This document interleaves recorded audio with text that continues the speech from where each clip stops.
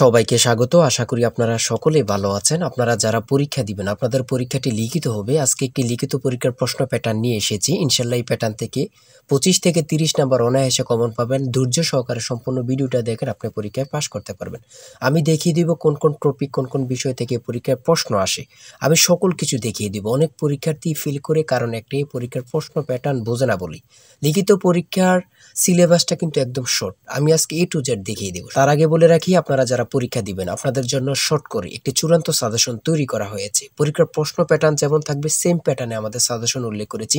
ইনশাআল্লাহ আমাদের সাজেশনটি পড়ে পরীক্ষা দিতে গেলে আপনি উত্তীর্ণ হয়ে যাবেন। এই চূড়ান্ত স্পেশাল শর্ট সাজেশনটি নিতে স্ক্রিনে দেওয়া হোয়াটসঅ্যাপ নাম্বার রয়েছে, ইমো নাম্বার রয়েছে। দুটোর মধ্যে যে কোনো একটি মেসেজ করে সাজেশনটি সংগ্রহ করুন। সাজেশনের মূল্য মাত্র 100 টাকা। আমি বলি অবশ্যই প্রত্যেকে 100 টাকা দিয়ে হলে আমাদের সাজেশনটি সংগ্রহ করবেন।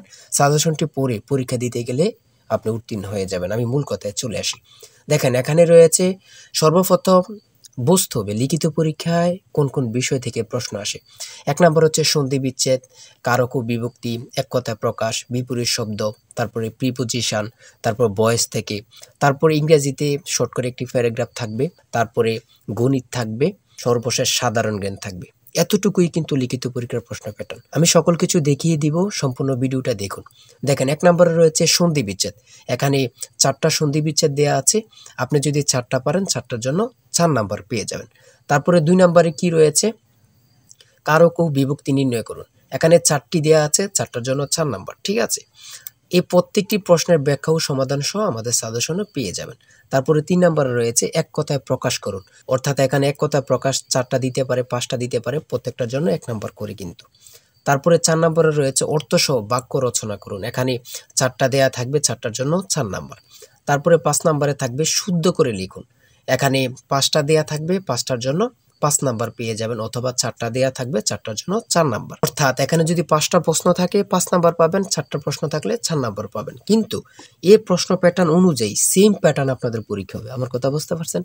তারপরে 6 নম্বরে কি রয়েছে, ইংলিশ থেকে preposition, fill in the gaps with preposition. Preposition 5টা থাকবে অথবা 4টা থাকবে, প্রত্যেকটি প্রশ্নের মান কিন্তু 1 করে, বোঝেন কিন্তু। তারপর make the sentence with the following phrases.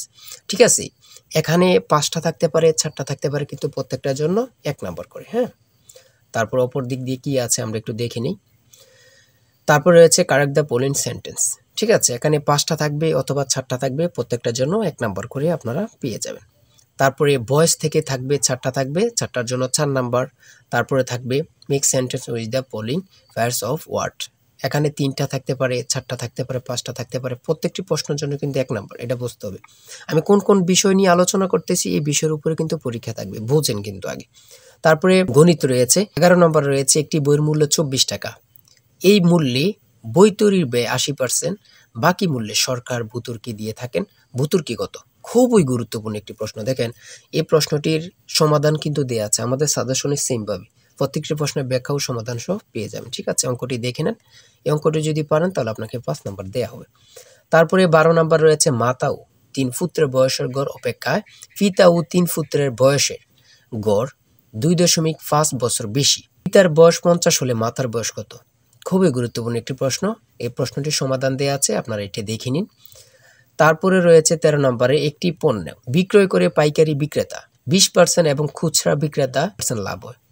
ঠিক আছে, যদি পণ্যটি খুচরা বিক্রয় মূল্য 576 টাকা হয়, তবে পাইকারি বিক্রেতার ক্রয় মূল্য কত ছিল বা কত?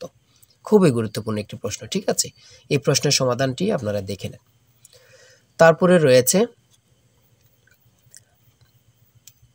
রয়েছে মান নির্ণয় থেকে একটি অঙ্ক রয়েছে, খুবই সহজ মান নির্ণয়ের অঙ্ক, আপনারা সকলেই জানেন। তারপর সর্বশেষ সাধারণ জ্ঞান রয়েছে। সর্বশেষ সাধারণ জ্ঞান, বাংলাদেশের প্রাচীন জনপদ কোনটি? খুবই গুরুত্বপূর্ণ। তারপরে রয়েছে দেখেন খ নাম্বার, কতটা গুরুত্বপূর্ণ, কত পরীক্ষা যে আসছে আল্লাহ ছাড়া কেউ জানে না। তারপরে গ নাম্বার, বাংলাদেশের ভোটার হওয়ার সর্বনিম্ন বয়স কত? আপনারা সকলেই জানেন, খুব গুরুত্বপূর্ণ। গ নাম্বারে রয়েছে বাংলাদেশের নেভাল একাডেমি কোথায় অবস্থিত? খুবই গুরুত্বপূর্ণ। তারপর ও নাম্বার, 6 নাম্বার গম্ভীরা বাংলাদেশের কোন অঞ্চলের লোকসঙ্গীত? খুবই গুরুত্বপূর্ণ, চাঁপাইনবাবগঞ্জের। ঠিক আছে, এমনভাবে প্রত্যেকটি প্রশ্ন কিন্তু খুবই গুরুত্বপূর্ণ। আমি আশা করি আমাদের সাজেশনটি প্রত্যেকে সংগ্রহ করবেন। ইনশাআল্লাহ আপনি পরীক্ষায় পাস করবেন। সর্বশেষ যে প্রশ্নটি রয়েছে, জাতিসংঘ দিবস কবে পালন করা হয়? 24 অক্টোবর। খুবই একটি গুরুত্বপূর্ণ প্রশ্ন উত্তর। আমি বলি অবশ্যই প্রত্যেকে আমাদের সাজেশনটি সংগ্রহ করবেন। যারা পরীক্ষা দিবেন প্রত্যেকে সাজেশনটি সংগ্রহ করবেন। আর হ্যাঁ, অবশ্যই চ্যানেলটি সাবস্ক্রাইব ও পেজটি ফলো দিয়ে রাখবেন। যেকোনো তথ্য দেওয়ার সাথে সাথে আমরা ভিডিও আপলোড দিয়ে রাখবো। আপনি যদি চ্যানেলটি সাবস্ক্রাইব ও পেজটি ফলো দিয়ে রাখেন, ভিডিও আপলোড দেওয়ার সাথে সাথে চলে যাবে আপনার কাছে নোটিফিকেশন। সবাই ভালো থাকবেন, সুস্থ থাকবেন। আল্লাহ হাফেজ।